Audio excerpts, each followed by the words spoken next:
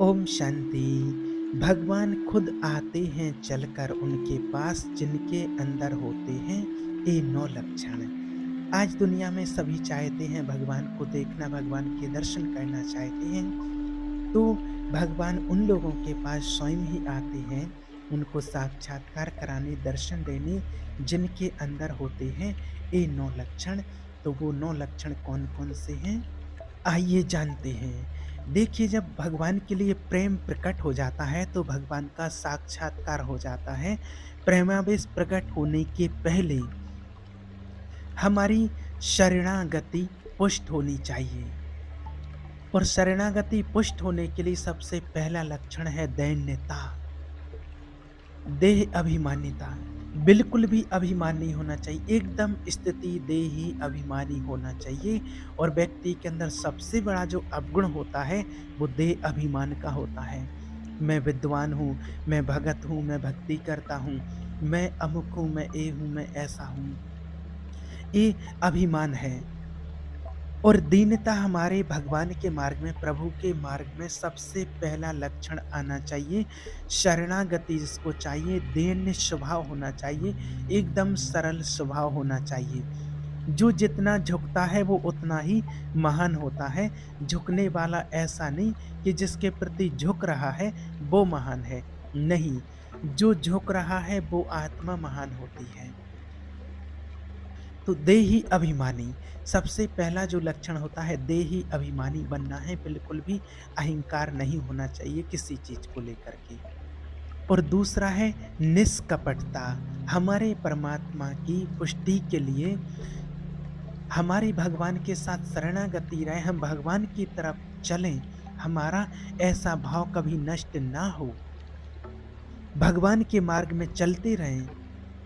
और जब भगवान के लिए एकदम निष्कपट प्रेम होता है, और आत्मा जो निष्कपट होती है उसके अंदर किसी भी प्रकार का कोई छल कपट नहीं होता है, तो जरूर भगवान से दिल का प्रेम होता है, स्नेह होता है। ये आत्माओं को देखना चाहिए कि हमारे अंदर अभिमान तो नहीं है, हम देही अभिमानी हैं। अपने हृदय में चेक करना है। दैन्यता का स्वरूप है किसी भी तरह से हमें कोई गाली दे, अपमान किया जाए, निंदा की जाए, तिरस्कार किया जाए, तो मुझे ऐसा ही लगे कि मैं ऐसा ही हूँ, इसी का पात्र हूँ। उसे दैन्यता कहते हैं। वाणी से हम माइक से बोलेंगे कि हम अधम हैं, नीच हैं, ऐसे हैं, ये भी दैन्यता की भाषा होती है। और हाथ जोड़कर प्रणाम मुद्रा में होती है, लेकिन यहाँ बात हो रही है हृदय की दैन्यता की बात, देह अभिमानी की बात, कि कोई आपसे दूसरा कहे, इतना देह अभिमानी होना चाहिए, किसी भी प्रकार का अभिमान ना हो, देह का भान ना हो, देही आत्मिक स्वरूप में रहना चाहिए। इतनी हमारे अंदर पुष्टता आ जाए कि कोई हमसे कहे कि आप नीच हो, पापी हो, आप ज्ञानी नहीं हो, आप भक्ति नहीं करते हो, आप भगत नहीं हो, तो आपको ये लगे कि हाँ, मैं ऐसा ही हूँ। इसे कहते हैं देही अभिमानी स्थिति। शरणागति जो स्थिति जब हो जाती है ईश्वर के लिए, जब दोष युक्त वृत्ति हो जाती है, और जो एकदम पूर्ण गति तक नहीं पहुँच पाते हैं, परमात्मा तक नहीं पहुँच पाते हैं, उसका मुख्य कारण होता है देह अभिमान। देह अभिमान आ जाता है, गुणों का अभिमान आ जाता है, साधना का अभिमान आ जाता है। इसलिए सबसे पहला लक्षण जो परमात्मा ने बताया है कि हमारी स्थिति होनी चाहिए देही अभिमानी, विचारणीय है। ये विचारों में एकदम दैन्यता होनी चाहिए, और ये बहुत प्रिय लगती है स्थिति देही अभिमानी भगवान को। और दूसरा जो है निष्कपटता, बिल्कुल किसी प्रकार का कपट अंदर में नहीं होना चाहिए। हमारे हृदय में अंदर कम से कम एक जगह तो निष्कपटता आ ही जाए, एक परमात्मा से, उसके साथ किसी भी प्रकार का कोई छलावा छल कपट ना हो, क्योंकि मन ये बड़ा छलिया है, ये सर्वज्ञ प्रभु से बिछड़ना चाहता है, ये बहुत छलिया है। इसको समझने का प्रयत्न कीजिए। अगर हमारी भगवान से कोई दूरी बनाता है तो वो अभिमान होता है और कपट होता है जो हमें दूर करता है। और जो निष्कपटता है, और अगर निष्कपटता नहीं है, अगर कपट है अंदर, तो भगवान से दूरी ऑटोमेटिक हो जाएगी। मोह कपट छल छिद्र न भावा, ये भगवान कह रहे हैं। इसलिए पहला है देही अभिमानी दैन्यता और दूसरा है निष्कपटता। कपट नहीं होना चाहिए। कपट का मतलब होता है कि मुख से कुछ और बोल रहे हैं और हृदय में अंदर कुछ और भरा पड़ा है। और ये कपट प्राय लोग अपने हृदय में बहुत अच्छी तरह से इसको सजा करके रखते हैं, इसलिए भगवान की तरफ उनका प्रेम स्नेह नहीं बढ़ पाता है। इसलिए हमेशा निष्कपटता होकर के रहना चाहिए। तीसरा सत्यता, वाणी में सत्य, हृदय में सत्य, आचरण में सत्य, कर्मों में सत्य और सत्य धर्म युक्त होना चाहिए। असत्य संपूर्ण संसार के भोग और संबंधी हैं। किसी भी संबंध और भोग में प्रीता है तो भगवान से ऑटोमेटिक दूरी हो जाएगी। सत्य एक भगवान है, एक प्रभु के अलावा और जितना कुछ देख रहे हो ये परिणाम देखा जाता है जो आप देख रहे हैं, उसके अलावा सत्य और कुछ है ही नहीं। चौथा है सर्व समर्पण। सर्व शब्द लगा हुआ है तन मन धन, एक एक वृत्ति संकल्प सोच विचार सब कुछ समर्पण। सर्व समर्पण हो नहीं पाता है। समर्पण तो होता है लेकिन सर्व समर्पण नहीं हो पाता है भगवान के लिए। सर्व समर्पण कुछ हमारी पर्सनल वृत्तियां हैं, कुछ हमारी शर्तें हैं, कुछ हमारा है, तो वो फिर सर्व समर्पण नहीं हुए हैं भगवान के लिए। सर्व समर्पण का मतलब होता है, सर्व समर्पण का मतलब होता है नाथ सकल संपदा तुम्हारी, मैं सेवक समेत सुत नारी। सब कुछ आपका है प्रभु। और जहाँ भगवान से बहुत नज़दीकता पाई गई है, भगवान से बहुत स्नेह है, प्रेम है, तो वो सर्व समर्पण वाले की ही ऐसी स्थिति होती है, वो चाहे राजा ही क्यों ना हो। सर्व समर्पण का मतलब होता है तन मन धन अर्पण, सब कुछ समर्पण। मना भगवान के लिए अगर सब कुछ समर्पण है तो चाहे जो आज्ञा जो कहना पड़े, जैसा कहना पड़े, सब कुछ अर्पण। समर्पणता तो हम दिखाते हैं लेकिन सर्व समर्पणता नहीं दिखाते हैं। कुछ अपना है, कुछ आपकी बात मान लेते हैं, इसलिए वो खिचड़ी बनी रहती है और वो सच्चा प्रेम स्नेह नहीं जुड़ पाता है, भगवान से वो नज़दीकी नहीं हो पाती है। जब आत्माओं के अंदर अपना अस्तित्व रहता है तो फिर उसको जो क्या होता है कि जो भक्ति रहती है वो उसको नौटंकी ही नजर आती है। अपनी वासना की पूर्ति, अपनी इच्छा की पूर्ति के लिए वो भगवान की उपासना को भी लोग नाटक समझने लगते हैं, भगवान के ध्यान ज्ञान को भी नाटक समझने लगते हैं। अगर अपनी वासना का त्याग कर दिया जाए तब उनको सत्य परिचय मिलता है ईश्वर का। कई लोग ऐसे हुए हैं कि जिनके परिवार से बहुत अच्छी महान आत्माएं हुए हैं, संत हुए हैं, और वो ही नहीं उनको समझ पाए हैं, वो ही उनका कितना तिरस्कार करते रहते हैं। वो जैसा चाहते हैं वैसा आप चलिए, उनको जितना पसंद है उतना करिए आप। अब पांचवा है सर्वाधारता, माने कोई भी हो सबका आधार, जो ज्ञानी आत्मा होती हैं वो बन जाती हैं। सबको आधार, सबका आधार, सबको रास्ता देते हैं। चलो इस रास्ते से, इस मार्ग से चलो भगवान के पास।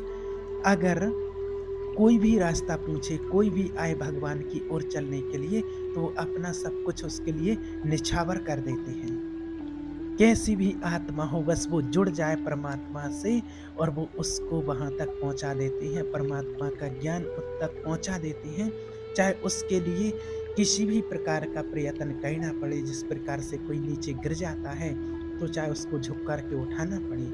तो जो भगवान तक पहुंचने के इच्छुक होते हैं और ये आत्माएं, उन आत्माओं को परमात्मा तक किसी न किसी प्रकार से उनका मार्ग खोलते हैं और उनको लेकर के वहां तक जाते हैं। ये सर्वाधारता, शरणागति जो भगवान की लेते हैं उनकी पुष्टता की निशानी होती है। सबका आधार बन जाती हैं वो आत्माएं। जैसे हमारे सबकी आधार ये भूमि होती है, ऐसी वो ज्ञानी आत्मा सबके आधार बन जाती है कि चलो मेरे साथ और चलो भगवान की गोद में चलो। वो इस उदारता को, चाहे खुद कष्ट सहन कर ले, इस साधारण जन इस बात को नहीं समझ पाते हैं, वो तो उनकी अवहेलना करते हैं। एक-एक व्रति आपकी सँभालने के लिए सर्वाधारता वो आत्मा होती हैं, सबके लिए आधार बन जाती है। और छठवां है पूर्ण विश्वास, अपने इष्ट पर, परमात्मा पर पूर्ण विश्वास। जैसे राम काज के लिए लंका में प्रवेश कर रहे हैं हनुमान जी, घोर निशाचरी स्थिति है, लंका में बहुत भयानक राक्षस हैं, और जैसे ही प्रवेश कर रहे हैं तो पहले श्री राम जी का स्मरण करके और अपने हृदय में भगवान को देख करके और स्मृति रख करके और फिर प्रवेश करते हैं। भाव क्या था उनका? हृदय प्रवेश नगर कीजे सब काजा, हृदय राख्य कौशलपुर राजा। जब किसी भी साधक या प्रभु का कार्य करने जा रहे हैं तो भगवान आप देखना बहुत दिक्कत है, बहुत फिसलन है, नाथ यहाँ पर पकड़े रहना हाथ हमारा। जैसे कोई डूब रहा हो तो उसको निकालने के लिए जाते हैं ना, प्रयास करते हैं, तो लेकिन जो डूब रहा है तो जो प्रयास करेगा वो उसको डुबाने का, क्योंकि वो सांस लेना चाहता है तो वो उसको डुबाने का कोशिश करेगा। इसलिए जो काम में डूब रहा है, जो क्रोध में डूब रहा है, जो लोभ मोह में डूब रहा है, नाना प्रकार के भोगों में डूब रहा है, उसको निकालने के लिए जाओगे तो वो पहले आपको उसमें डुबाने की कोशिश करेगा, उसमें डुबाने की कोशिश करेगा। आपके अंदर क्रोध हो, लोभ हो, मोह हो, काम हो, क्योंकि उसी वृत्ति से वो अपना भाव स्वीकार करेगा। इसलिए भगवान से डायरेक्ट कनेक्शन रहे और भगवान से बात करते रहना चाहिए। हे परमात्मा, हे प्रभु, आपकी सेवा के लिए आए हैं और इन आत्माओं के उद्धार के लिए आए हैं, आपका परिचय देने के लिए आए हैं और उस आत्मा को पकड़कर और आप तक लाने के लिए आए हैं। आप मेरा हाथ पकड़ो प्रभु, और मैं उसका हाथ पकड़ करके निकाल करके आप तक लाएंगे। अगर आपने छोड़ दिया तो बहुत फिसलन है, दुनिया में गिरने की संभावना है प्रभु। पूर्ण विश्वास ये दृढ़ होनी चाहिए कि मेरे परमात्मा इन आत्माओं का, इस आत्मा का मंगल करके रहेंगे, इस व्यक्ति का मंगल करके रहेंगे। सातवां है ऐसा भाषण, ऐसी चेष्टा, ऐसा व्यवहार कि वो सबके द्वारा पूजनीय बन जाए। ये प्रभु प्रेमी आत्मा का सातवां लक्षण होता है, सर्वाराध्यता। उन आत्माओं का ऐसा स्वभाव, ऐसा व्यवहार, मृदुता कि सब उसकी आज्ञा का पालन करने लगें। ऐसे ये परमात्मा से प्रेमी की निशानी होती है, सर्वाद्रता। जो कुछ हुआ सब बढ़िया हुआ, सबको प्रेम, स्नेह और सम्मान देना। आठवां है अनन्यता, अपने इष्ट के परमात्मा की, हमें अपने आराध्य देव की, परमात्मा की अनन्यता पर कोई फर्क नहीं पड़ना चाहिए, तभी हमें ईश्वर की प्राप्ति होती है। ये हमारी साधना में किसी प्रकार का किसी भी व्यक्ति के कारण फर्क नहीं पड़ना चाहिए। ये 4 दिन के परिवार, जन संबंधी, पति पुत्र पत्नी, ये सब हैं 4 दिन के, और अनंत काल का जो संबंधी मेरा है उससे मिलने का अवसर अब आया है, उसको अब पहचाना है, वो समय अब आया है। एक प्रभु ही मेरे प्रीतम हैं, वो ही मेरे सब कुछ हैं।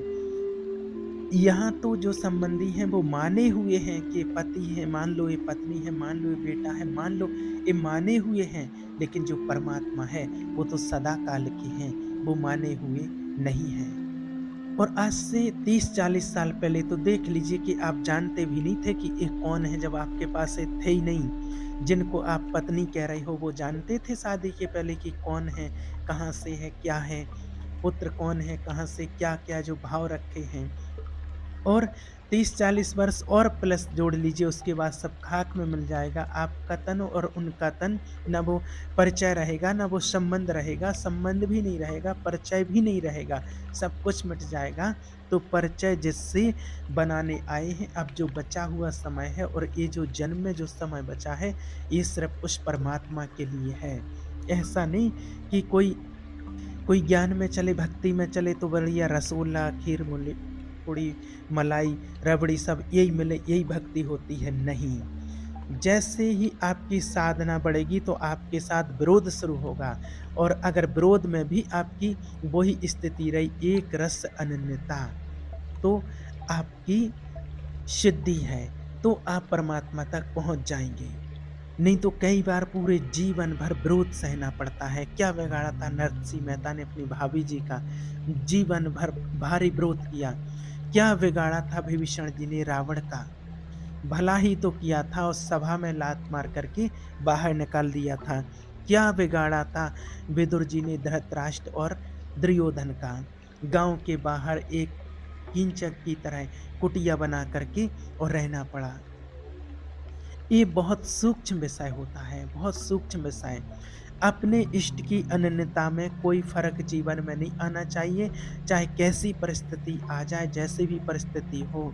हमें परमात्मा में और उसकी साधना में कोई, उसके विश्वास में कभी कोई फ़र्क नहीं पड़ना चाहिए, चाहे किसी भी प्रकार की कोई भी परिस्थिति आ जाए। संबंध निभाएँगे, संबंधों को अच्छी तरह से निभाएँगे, लेकिन उतना ही निभाएँगे जो हमें परमात्मा में किसी भी प्रकार की कोई बाधा ना पहुँचाए। हमारे परमात्मा के संबंध में कोई बाधा ना आए। अगर मेरे और परमात्मा के बीच में कोई बाधा आती है, तो ऐसा कोई संबंध नहीं निभाएँगे। आज दुनिया में जिन्होंने भगवान से संबंध जोड़ा है, तो उनके चरित्र आज दुनिया में ऐसे ही नहीं पड़े जाते हैं। ईश्वर के मार्ग में अगर कदम रखा है तो हमारा मार्ग नहीं छूटना चाहिए ज्ञान का, चाहे प्राण छूट जाएं, ये आखिरी बाजी है। ये सब छूटेंगे, संबंधी पति पत्नी पुत्र पिता, ये सब भाई बंधु सब छूटेंगे। एक दिन समय ऐसा आएगा, इनका कोई अस्तित्व नहीं है। एक दिन समय ऐसा आएगा, आज नहीं तो कल छूटेंगे। लेकिन जिनके लिए जन्म जन्मांतर से भटकते आए हैं और अब उस परमात्मा का परिचय मिला, उसका ज्ञान मिला है, तो उन प्रभु को नहीं छोड़ेंगे। और अगर आपकी ये समझ में आती है तो इस बात को आप पकड़ लेना।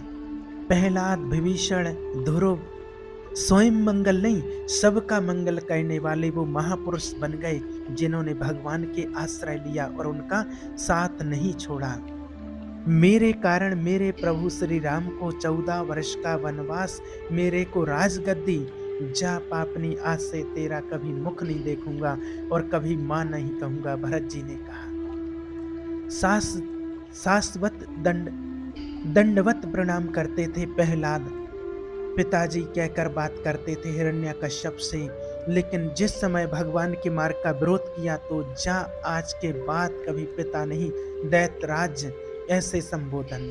5 वर्ष का बालक और ऐसे संबोधन करते थे। कहीं अगर परमात्मा के संबंध में कोई भी संबंध बाधा पहुंचावे ज्ञान में, तो भगवत संबंध नहीं छोड़नी चाहिए। आप इस बात को समझ पाओ तो आगे बढ़ जाओगे, नहीं तो अपने परिवार जनों के ही अंदर ऐसी माया प्रेरित करती है कि आप इसके मार्ग को रोकिए, ये आगे ना बढ़ जाए।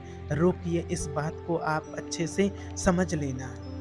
हम उतनी अनुकूलता सुविधाएं देने के लिए आपको तैयार हैं, जितने से कि हमारे ज्ञान मार्ग में कोई विघ्न उत्पन्न ना हो, कोई बाधा ना आए। हमारे ज्ञान में, भक्ति में बाधा आएगी तो हम अपने शरीर को ही बर्दाश्त नहीं करेंगे, तो आपकी बात क्या है? ये ज्ञानी आत्माओं के हृदय में होना चाहिए। और अगर ये नहीं है तो फिर वास्तविकता तो है ही नहीं, फिर तो जीवन एक नाटक की तरह चलता रहता है। और नवा है निज स्वरूप सामर्थ्य विस्मरण। ये पार सामर्थ्य होने के बाद भी एक साधारण व्यक्ति अपमानित करके अगर चला जाता है, तो कभी दंड विधान की सोचते नहीं है उसके लिए, कभी भी नहीं। निज स्वरूप विस्मरण, अपने परमात्मा का इतना चिंतन, उनके प्रति इतना चिंतन करते रहें कि हमसे कोई क्या बोल रहा है, गालियां दे रहा, आलोचना कर रहा, अशब्द बोल रहा, इतनी ही सुध बुध ना रही। इन्हों जो परमात्मा तक पहुंचने के, शरणागति के, कोई तपस्या कवल, साधना कवल, स्मरण नहीं, अपनी भी स्मृति नहीं। मैं तो एक परमात्मा की संतान, मेरा तो एक परमात्मा, दूसरा और कोई नहीं। ये 9 लक्षण बताए हैं परमात्मा तक पहुंचने के। पहला दैन्यता, देही अभिमानी, दूसरा निष्कपटता, तीसरा सत्यता, चौथा सर्वसमर्पण, पांचवा सर्वाधारता, छठवां पूर्ण विश्वास, सातवां सर्वाधार और 8वां अनन्यता, 9वां है निज बल, निज बल निज स्वरूप विस्मरण, निज बल निज स्वरूप विस्मरण। ये जो 9 लक्षण परमात्मा तक पहुँचने के बताए हैं, इस पर आप विचार करिए।